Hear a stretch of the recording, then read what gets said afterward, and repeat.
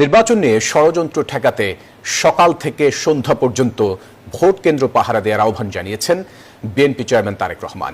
নির্বাচনী প্রচারের শেষ দিনে রাজধানীতে কয়েকটি জনসভায় এই আহ্বান জানান তিনি। বলেন, ক্ষমতায় গেলে সব মানুষের জন্য একটি নিরাপদ বাংলাদেশ গড়বে বিএনপি।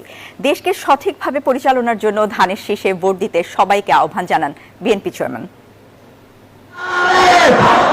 শেষ মুহূর্তে ঢাকা দক্ষিণে বিএনপি চেয়ারম্যান তারেক রহমানের 8টি জনসভা।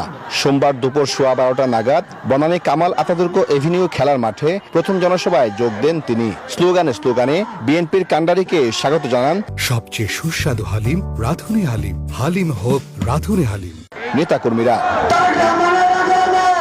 পরে তারেক রহমান তুলে ধরেন বিএনপির নানা পরিকল্পনা। সরকার গঠন করলে স্বাস্থ্যসেবাকে ঢেলে সাজানোর কথা জানান তিনি। বলেন, ইমাম, মুয়াজ্জিন, খতিব ও অন্য ধর্মীয় উপাসনালয়ের প্রধানকে সরকারিভাবে দেয়া হবে সম্মানী ভাতা। স্বাবলম্বী করার পরিকল্পনা আমরা গ্রহণ করেছি। 12 ফেব্রুয়ারির নির্বাচনে সবাইকে ধানের শীষে ভোট দেওয়ার আহ্বান জানান তিনি।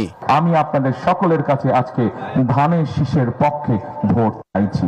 ধানের শীষের পক্ষে আপনাদের রায় চাইছি প্রিয় সহকর্মীবৃন্দ। বনানীর জনসভা শেষে ঢাকা 10 আসনের কলাবাগান ক্রীড়াচক্র মাঠে সমাবেশে যোগ দেন বিএনপি চেয়ারম্যান।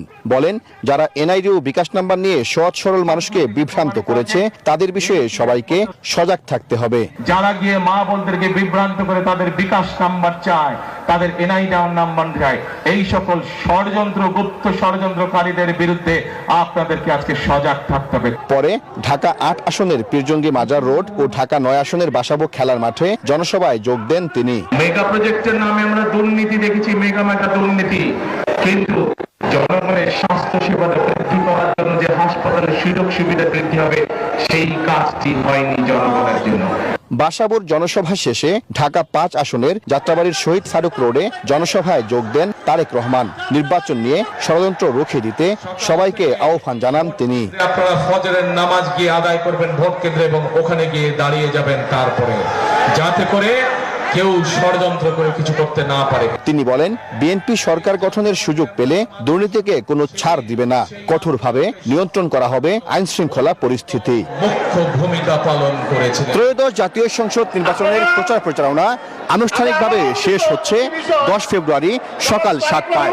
তার আগে শেষ মুহূর্তে ঢাকা মহানগর দক্ষিণের বেশ কয়েকটি সংসদীয় আসনে জনসভায় যোগ দিয়ে বিএনপি চেয়ারম্যান তারেক রহমান বললেন, ধানের শীষ বিজয়ী হলে সবাইকে সঙ্গে নিয়ে বাংলাদেশ পুনর্গঠন করবে বিএনপি। সেজন্য সবাইকে ধানের শীষে ভোট দেওয়ার আহ্বান জানান তারেক রহমান। সাইফুল ইসলাম, নিউজ 24, যাত্রাবাড়ি, ঢাকা।